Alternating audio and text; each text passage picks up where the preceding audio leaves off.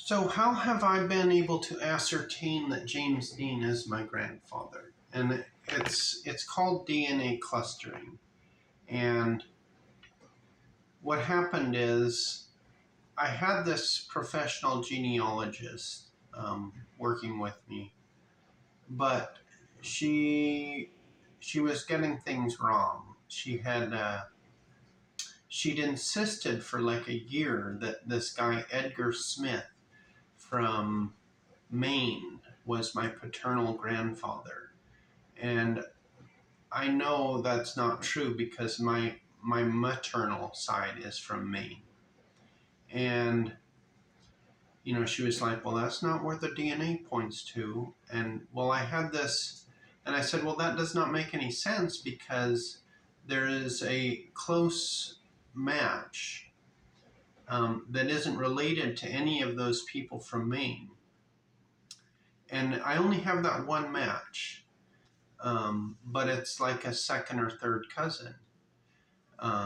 So that left out a whole branch of my family tree, assigning Edgar Smith as my paternal grandfather. So I ended up kind of making her mad because I was like, well, and so we parted ways. So now my dad, he had hired a professional genealogist years ago, and she had come up with someone who he knew was not the paternal grandfather, um, my paternal grandfather. So he deleted all his genetic information. So how is it that I've been able to come up with some answers? And well, basically, it's that more people have tested, so there's more DNA out there floating around. So, and it goes back to a technique called DNA clustering. And the professional genealogist had assigned colored dots to all the people from different branches of my family tree. And on James Dean's side, my paternal grandfather, there was just one match that wasn't related to the other matches. Her and I are the only two on that line, at least close enough to match. A lot of times, you're going to share DNA with a lot more people than they show just because they're only testing 5 positions, 3, 5, 6, and 7, or whatever, and different companies um, test different positions. So a company like Ancestry, you're going to have different matches at MyHeritage or Family Tree DNA or 23andMe. So by uploading my data to those websites, I was able to get some matches that were related to my paternal grandfather, and then using DNA clustering and looking at their family tree, figure out that they lived in a certain location, let's say around Chicago, and my close relative match lived in a location, let's say Denver, Colorado. Okay, so then I had to go through and look at all of that third or fourth cousin match from Chicago, all his brothers and sisters, ancestors, and descendants, and figure out which one of those people ended up in Denver. Okay, and then, because that's where she was. And then look at all the other matches in that family tree that also ended up in Denver, because I wasn't sure if there has to be a father and a mother too. um, James Dean, right? So, um, and it ended up being that this guy, Richard Wilson, who shot his wife November 27th, 1930, which was 2 months prior to James Dean being adopted at 8 pounds 10 ounces and having blonde hair and blue eyes when his mother was dark hair and had eyes black as a raven, and 8 pounds 10 ounces is an enormous baby. And enormous babies usually equate to large adults, and James Dean only grew to 5'5" and only 130 pounds. So,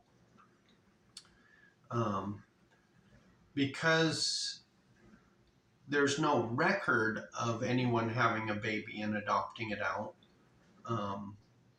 it's difficult to trace it down, and it's taken years actually.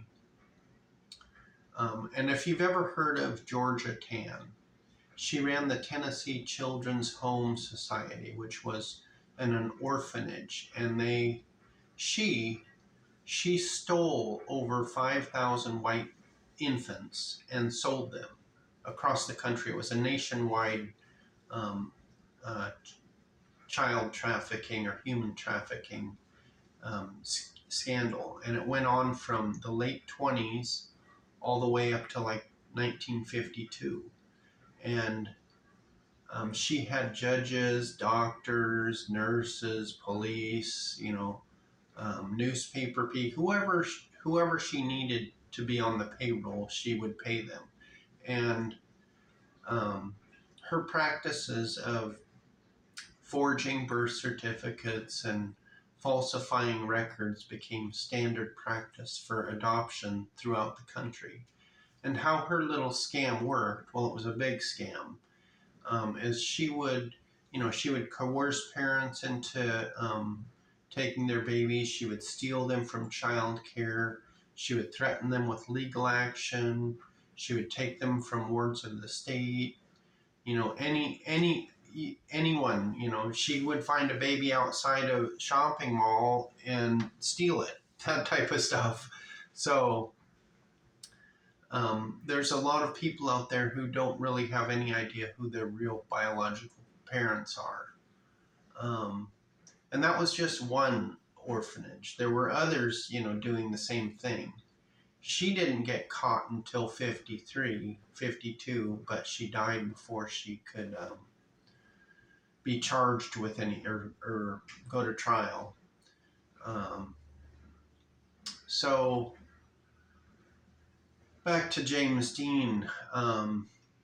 So figuring out Richard Ora was the father is based on genetics, because those families are the only two that went out to Colorado. And so I built a tree with Richard Ora, and I share like over 50 genetic matches and with that tree. So plus my close genetic match, the second, third cousin. So I know it was him. And there was a newspaper article that came out about the shooting, and it said they had 3 other children, and it went, I forget the names. One of them was Richard, and the other one was, I think they named the kids after themselves, Richard and Chanita. And then they called it the baby, and then they said there was another kid, age 3.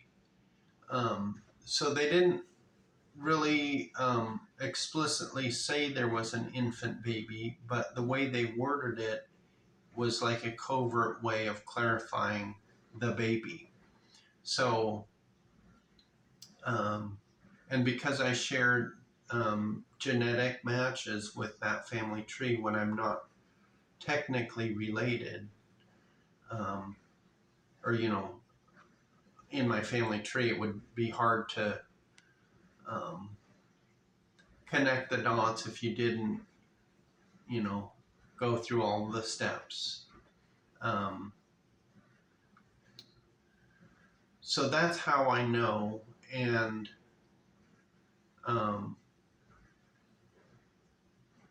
let's see.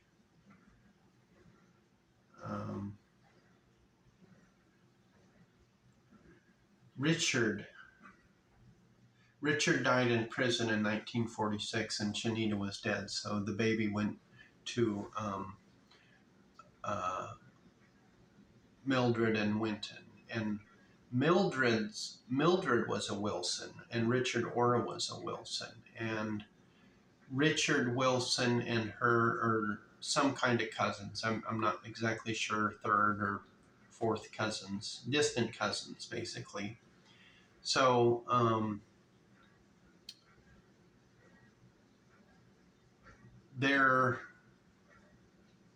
that's probably why